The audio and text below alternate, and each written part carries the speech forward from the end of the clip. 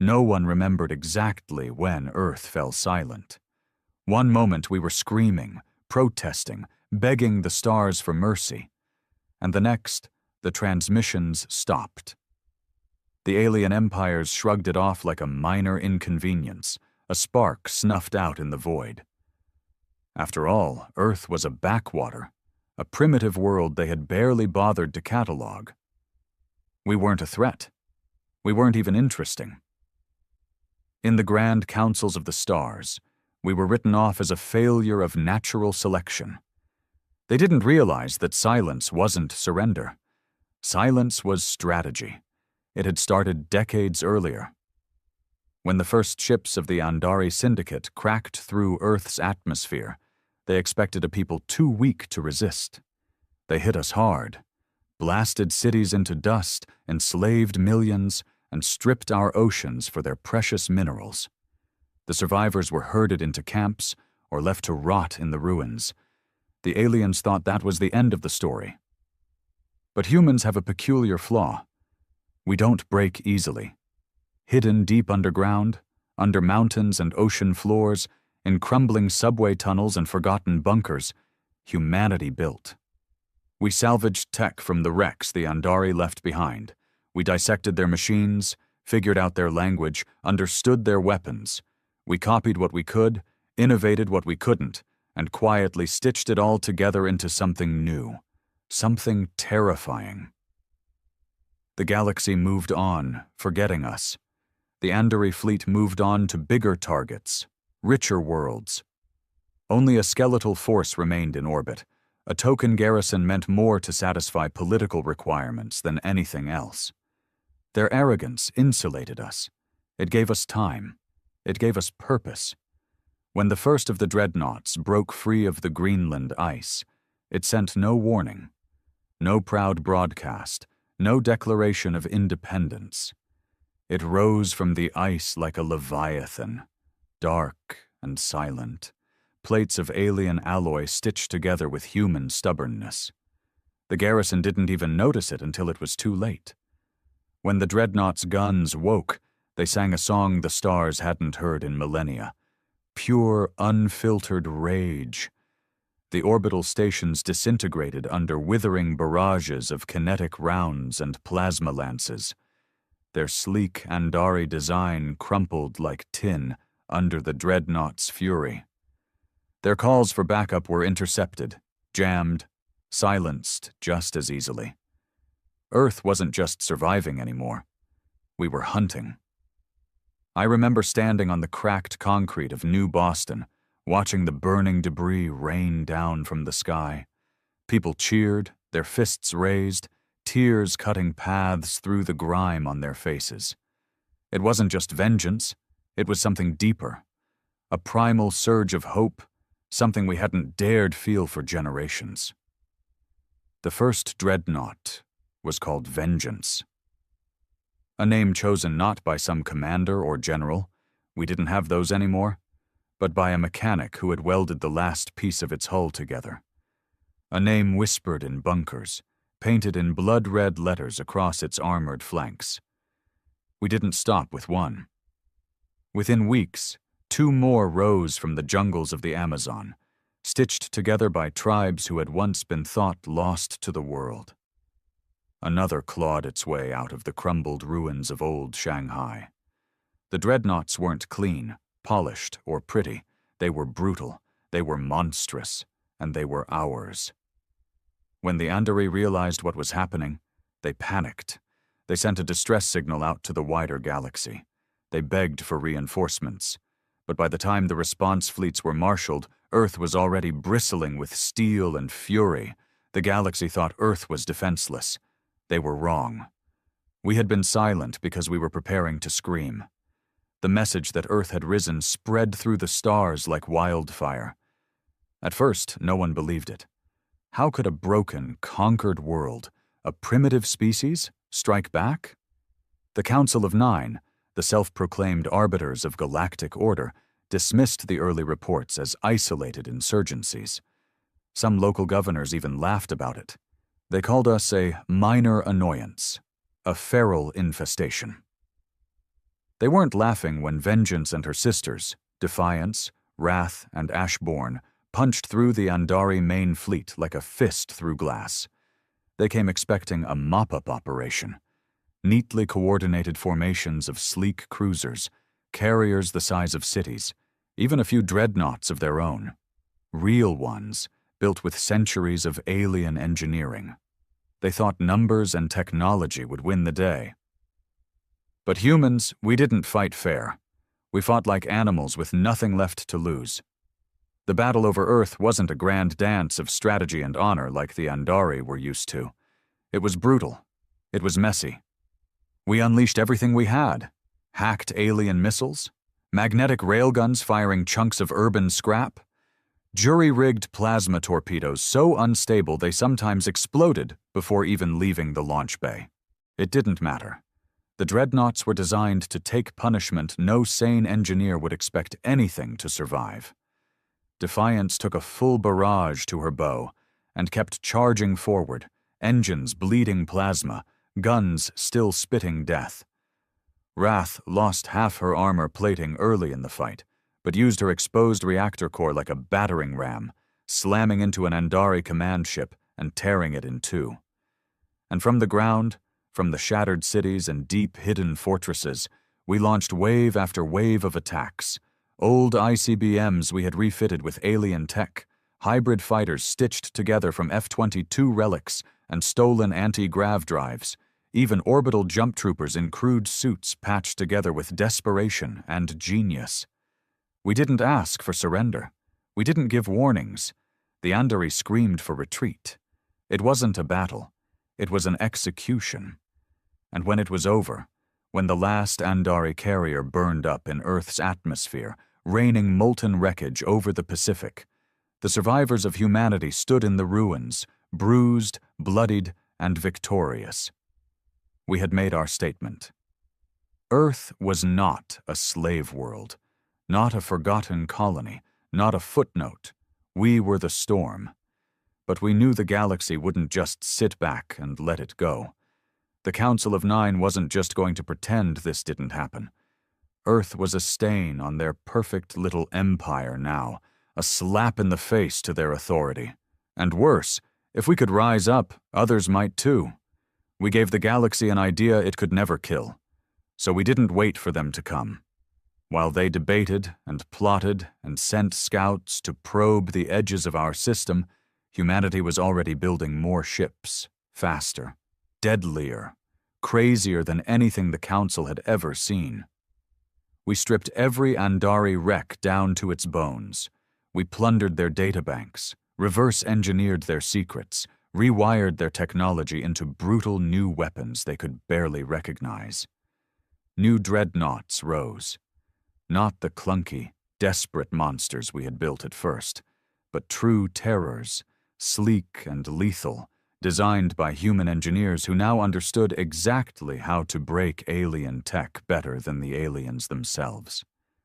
We gave them names that echoed across the stars.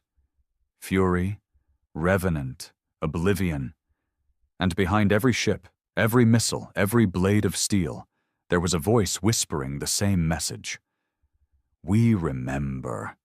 Every atrocity, every city turned to ash, every child dragged away in chains, every scream ignored by a galaxy that had decided Earth wasn't worth saving. We remembered. And we were coming. The Dreadnoughts weren't just defense anymore. They were our answer. They were our revenge. The Council's first real sign of fear came when the colony world of Trivar fell.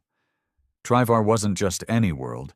It was a jewel of the Andari Syndicate, a glittering metropolis set against endless fields of engineered crops and oceans so clear you could see the reefs from orbit. It had never known war. It had barely even known violence. It was a prize, a symbol of the Council's dominance and civility, a perfect world made by enlightened hands. We shattered it in a single night. The fleet that descended on Trivar wasn't large, barely a dozen dreadnoughts, escorted by a ragtag swarm of repurposed Andari corvettes and frigates now crewed by furious humans. We didn't bring diplomats. We didn't bring ultimatums. We brought fire. The first warning the Trivarans got was when Oblivion broke their orbital defense ring in half with a single volley. Massive shards of twisted metal rained from the sky, igniting the crops and setting the oceans boiling in places. Their governor tried to open negotiations, offered tribute, offered surrender. We ignored him. Our ground forces deployed like a hammer blow. Dropships that looked like burning meteors punched into their polished cities, unloading soldiers in armored exosuits patched together from decades-old Terran tech and alien shielding. We didn't bother with holding territory. We weren't there to conquer. We were there to send a message. Factories were gutted. Starports turned into smoking craters. Their food reserves, the pride of their terraforming, were salted with chemical fire. Broadcast towers were hacked to loop one simple message over and over in every language of the Council. Earth remembers. The civilians were spared, mostly. We weren't monsters. But anyone wearing the uniform of the Syndicate, anyone holding a weapon against us, anyone who dared to call humanity vermin, they weren't shown an ounce of mercy. By the time we pulled out, Trivar was a blackened, burning scar visible from orbit. The galaxy noticed. Suddenly, Earth wasn't just a minor rebellion. We were a contagion, a ghost, a nightmare whispered in council halls and military briefings. Recruitment on Outer Rim worlds plummeted. Slaves in the mining colonies began rioting, screaming human war chants in languages the Council thought had been wiped out. Trade convoys rerouted, fleeing entire sectors where the human Dreadnoughts had last been spotted. The Council tried to retaliate, of course. They always do. They dispatched the 12th Expeditionary Force, an armada big enough to crush most systems without breaking a sweat. Veterans, war-hardened admirals, ships that could level continents. We didn't face them head-on. We led them into the Helix Nebula, where the magnetic storms fried sensors and ionized weapons. We baited them, harassed them, sliced apart their supply lines, dragged them deeper and deeper into the chaos. When the main fleet was helpless and blind, Vengeance and Ashborn hit them like wolves tearing into a wounded bull. In 3 days, the 12th Expeditionary Force ceased to exist. Their flagship, the Glory of Tyrix, was found adrift, its engines gutted, its bridge crew slaughtered by boarding parties who left only one thing behind: a flag. Earth's flag, stitched by hand, fluttering in the stale, recycled air of their command deck. The Council's facade cracked then. They stopped calling us a rebellion. They started calling us something worse, a blight on galactic order, a species without restraint. The humans, the monsters who burn worlds. Good. We wanted them scared, because fear, we had learned, was the only language they understood. And we were fluent now. The Council of Nine had built their empire on fear, on the belief that order could be maintained with enough force and enough examples made of those who defied them. Their history was written in blood, in the crushed bones of those who had dared to rise. They had seen rebellions before, tiny, desperate things that sparked and died within a generation. They had never faced something like us. By the time news of Trivar's fall reached the Council's inner worlds, panic was already setting in. Merchant guilds demanded extra military escorts at triple the cost. Border colonies whispered of secession. Slave revolts ignited like wildfire across the rim. Humanity wasn't just a rebellion anymore. We were an infection, one that was spreading through the rot the Council had long tried to hide. And so the Council made a decision born of pure terror. They activated the Virox Protocol. It wasn't a weapon in the conventional sense. No dreadnoughts, no soldiers, no fleets. It was a plague, a bioengineered virus, one the Council had secretly created long ago for situations just like this. It was designed to spread fast and kill faster, targeting humans specifically, exploiting the tiniest quirks of our biology to make it unstoppable. They deployed it through Black Ops ships, sleek, near-invisible stealth craft that slipped into human-held territories, dumping canisters into the atmosphere before vanishing into the void. Their plan was simple: kill humanity not in battle, but in the shadows, quietly, efficiently, without the spectacle of open war, no blood-soaked fields, no heroic last stands. Just a slow, agonizing death whispered across the stars. The first signs came in the outer reaches. A mining outpost in the ruins of old Luna reported sudden sickness, coughing, fevers, hemorrhaging. By the time anyone realized it wasn't natural, it was too late. Whole settlements went dark overnight. At first we thought we were finished. For all our rage, all our weapons, we couldn't shoot a virus. We couldn't outfight it with dreadnoughts. It was invisible, relentless, and it was killing our people by the thousands. I remember standing in the sick bays of vengeance, watching rows of cots filled with men and women who had survived orbital bombardments, ground invasions, and firefights in the black, now brought low by something they couldn't even see.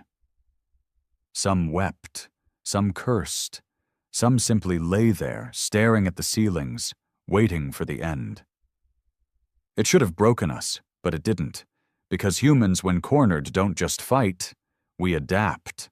The Council thought we would roll over and die. They didn't understand that Earth's history was written in plagues and survival. From Black Death to smallpox, from chemical warfare to nuclear winters, suffering was carved into our DNA. We moved fast. Quarantine zones popped up within hours. Every medic, every biologist, every half-trained chemist was drafted into the fight. Old medical research facilities, some buried for centuries, were dug out, reactivated, staffed by volunteers who knew they were walking into death. And from the ashes of our dying, we found a miracle. Not a cure, not at first, but something better. Resistance. Some of us didn't get sick. Some who did recovered faster than we thought possible. Genetic outliers, freaks of biology, evolution in real time. We harvested blood samples, sequenced DNA with hacked alien tech, and within weeks, our scientists had spliced together a vaccine. It wasn't perfect. It left scars, weakened lungs, twitching muscles. But it meant we didn't die. And once we knew we could survive, the rage came back, sharper than ever. The Council hadn't just tried to kill us, they had tried to erase us, like vermin. We couldn't forgive that. We wouldn't. The next wave of attacks was merciless. We hunted their Black Ops ships like wolves.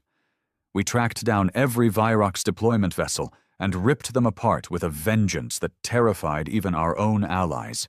No prisoners, no survivors. We found one of their main labs hidden in the asteroid belt of the Torix system, a fortress buried deep in rock, shielded from detection. It didn't matter. Ashbourne tore the asteroid apart with orbital rail cannons, reducing centuries of research to molten slag in seconds. For every human they had tried to kill, we burned 100 of theirs. Fear? They had only tasted the beginning. The Council wanted to erase humanity. Instead, they had forged an enemy that would never, ever forget. The Council's retaliation had been brutal, but it had failed. The Virox virus, their so-called ultimate weapon, had only hardened our resolve. And now, the galaxy that once saw Earth as a broken ember began to whisper a new word in fear: vengeance.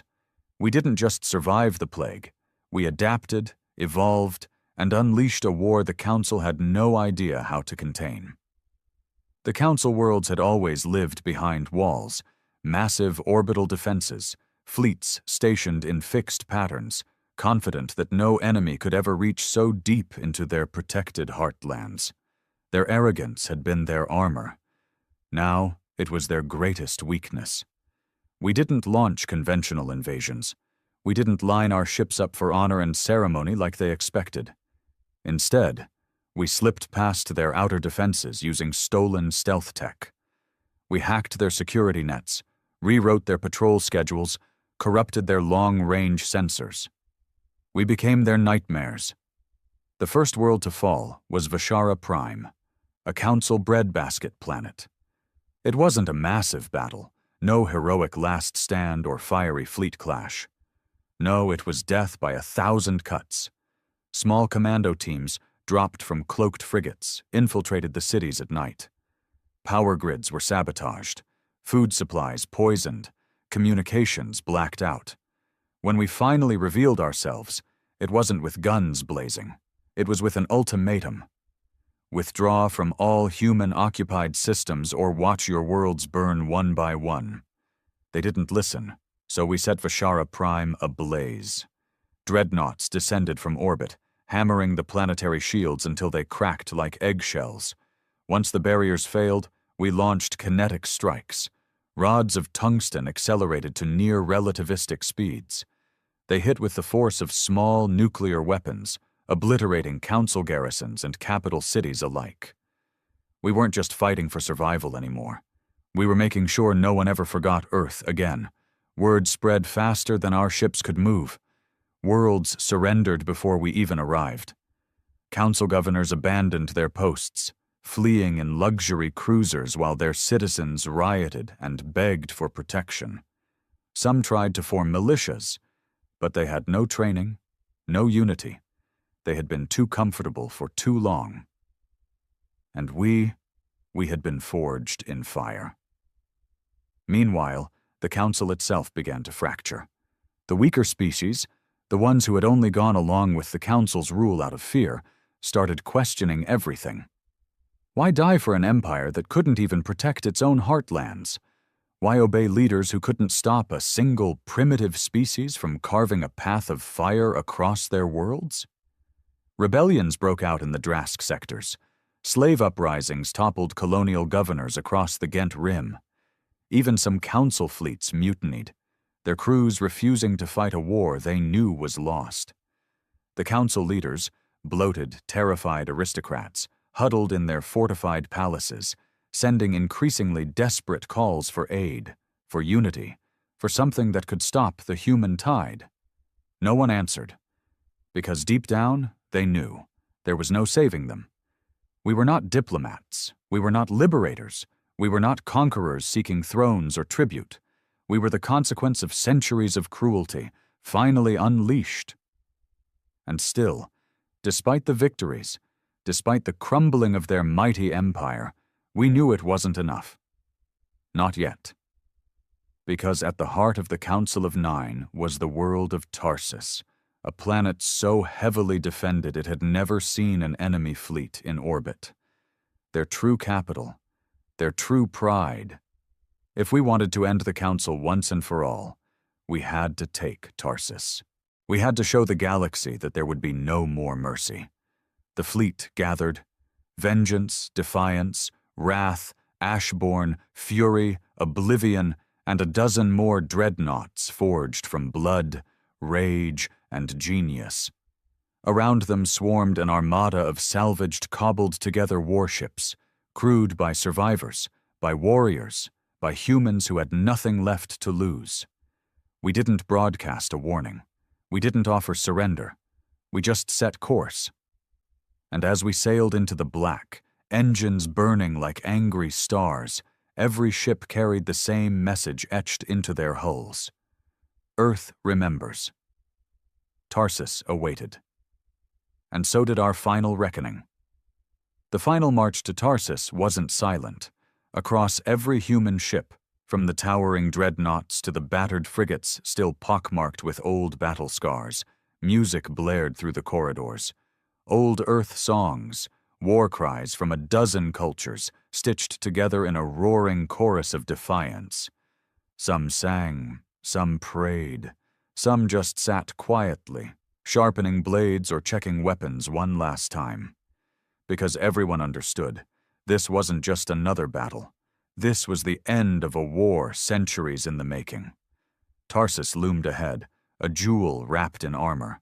Massive defense platforms orbited it in tight formations, bristling with railguns, plasma cannons, and shield generators. Entire fleets patrolled the skies, sleek council ships gleaming under the light of their twin suns. Automated mines floated in thick belts around every possible approach vector. If Earth had tried to storm Tarsus at the beginning of the war, we would have been crushed in minutes. But this wasn't the beginning. We weren't the broken, desperate remnants anymore. We were death, sharpened to a fine edge. Our attack began not with a frontal assault, but with the unexpected. In the weeks before the final approach, human infiltration teams had slipped into the outer layers of the Tarsus defense network. Some were dropped from stealth ships. Others disguised themselves as council maintenance crews, or slavers. Slowly, methodically, they infected the council's pristine systems with viruses of our own making, not biological this time, but digital ones.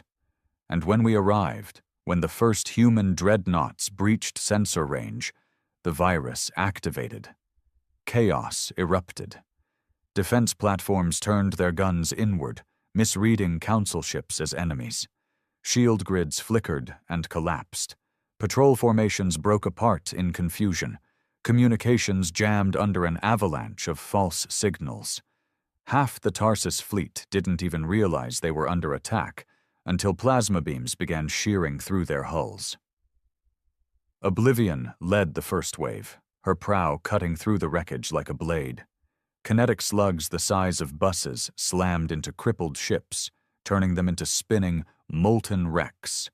Boarding pods launched in thick volleys, slamming into station hulls and disgorging squads of armored human marines, brutal, relentless, and armed with weapons designed for close-quarters slaughter. Tarsus fought back, of course. The council admirals weren't fools. Even crippled, their fleets were monstrous. And for every ship we destroyed, we lost 2 or 3 of our own. Some dreadnoughts went down in flames, surrounded and overwhelmed. I watched Ashbourne, the dreadnought that had torn through the 12th Expeditionary Force, take a direct hit to her reactor and explode in a shockwave so bright it blinded half our fleet's sensors. We didn't slow down. We couldn't. The Council's flagship, the Pride of Tarsus, tried to rally a defense near the equator, where the shield network had been patched together at the last minute. It was a beautiful ship. Elegant, curved, plated in layers of silver and gold, a testament to everything the Council thought they were. Vengeance met it head-on. There were no speeches, no negotiations, just 2 titanic war machines tearing into each other with a ferocity that made the stars seem to tremble. We watched from every ship, every battered bridge, as vengeance rammed the Pride of Tarsus at full speed, smashing through its armor, gutting it from bow to stern. Explosions cascaded down its length. Escape pods fired blindly into space, some shredded by debris before they could clear the wreckage. And when vengeance drifted free, scarred and burning but still alive, a cheer went up that shook the fleet.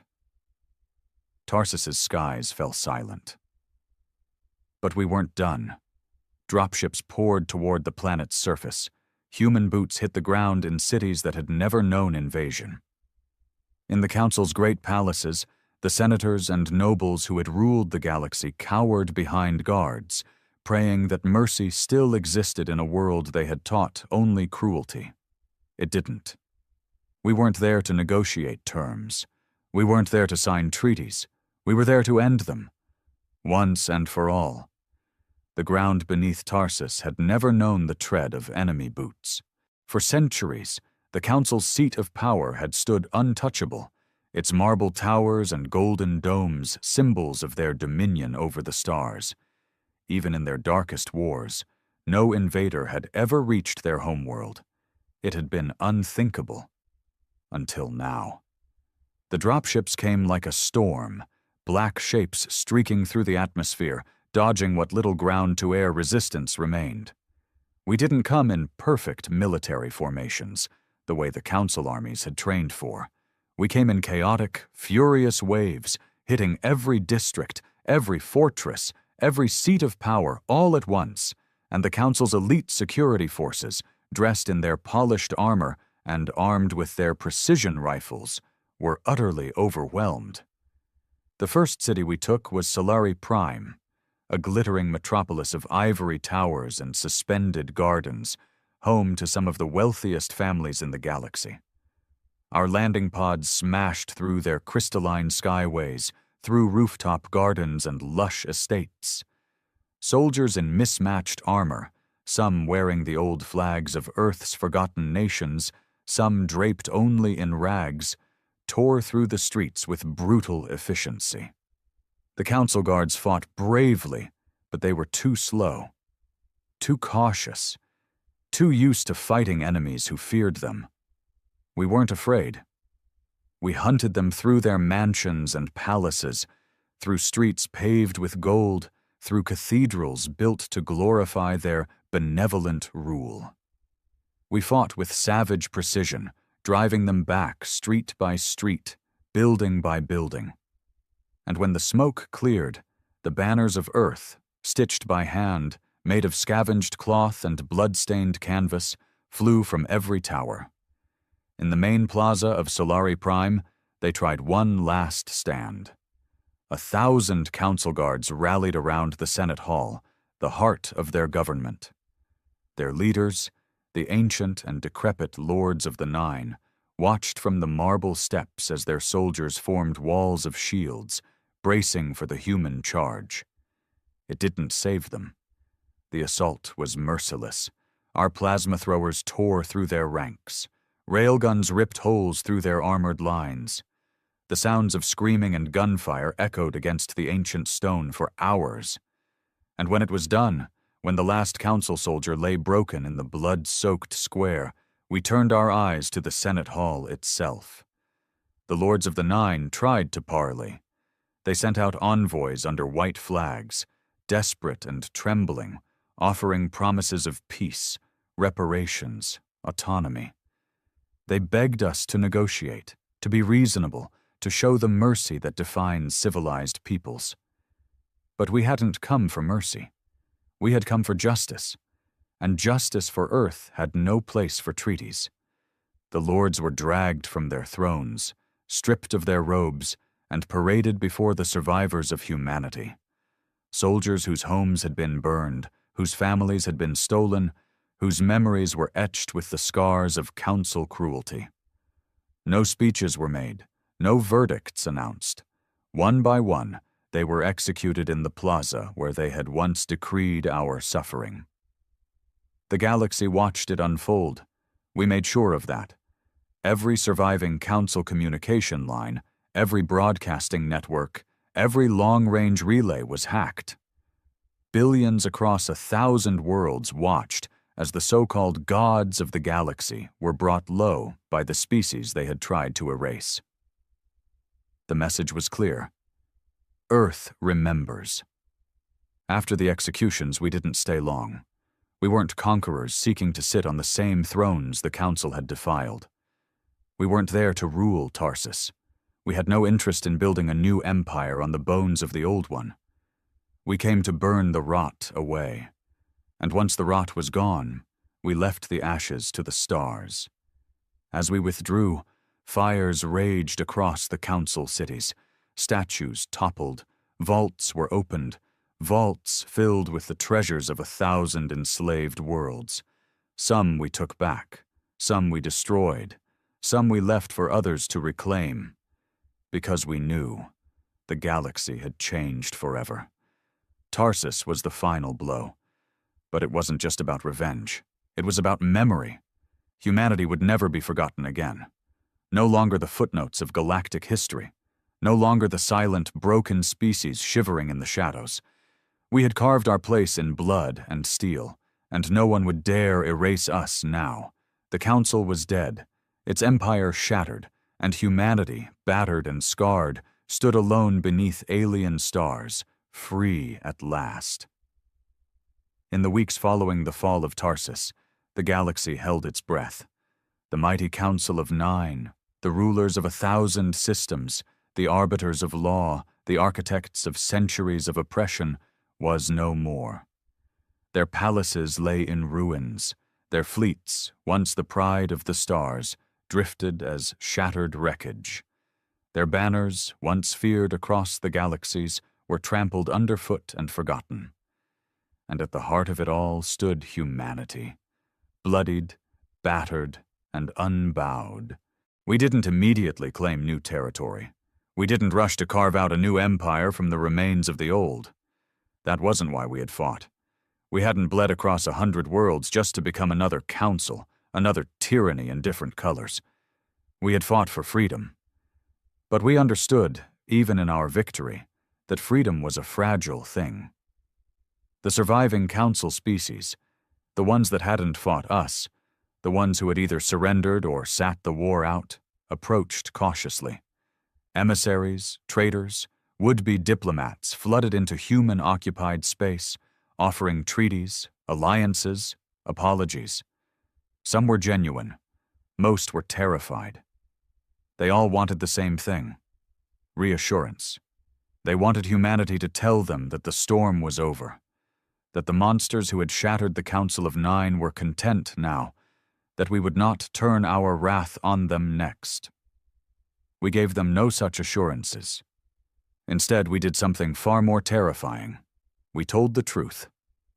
In a message broadcast across every known channel, on every frequency and in every language, humanity spoke with one voice. It wasn't a speech filled with flowery promises or political cleverness. It was simple, honest, brutal. We are not conquerors. We are not rulers. We are not interested in rebuilding the galaxy you once knew. But we remember. We remember the chains, the whips, the camps, the silenced screams beneath alien suns. And we remember who helped and who watched. If you raise a new council, a new empire built on cruelty, on slavery, on the broken backs of the weak, we will return. We will burn it all again. This is our only warning. The message ended not with a declaration of leadership or a pledge of peace, but with a montage of the fallen council worlds, images of burning palaces, shattered fleets, statues crumbling into dust. It was a reminder, a promise written in the language of fire. The galaxy listened, and for the first time in generations, it understood humility. Across the former council territories, the old systems collapsed. Some planets declared independence, building new governments free of their old chains. Others fell into chaos, struggling to survive without the iron grip of their former masters. Trade routes shifted. Alliances crumbled. Armies mutinied. New powers rose, some hopeful, some darker than anything before. And through it all, humanity watched. We didn't rush to interfere. We didn't sit in judgment. We had fought our war. Now the galaxy would have to fight its own battles. On Earth, the first real celebrations in living memory began. Cities rose from the ashes, not sterile council-styled structures, but messy, vibrant places filled with laughter, arguments, music, and life. Statues were built, not to rulers, but to the nameless millions who had fought and died for the right to exist. Every year, the anniversary of Tarsus's fall was remembered not with parades of soldiers, but with silence, a moment to remember what had been lost and what had been won. The Dreadnoughts, Vengeance, Wrath, Defiance, and the others were not retired. They were repaired, upgraded, and kept ready. Not because humanity sought new wars, but because we knew the truth better than anyone else now.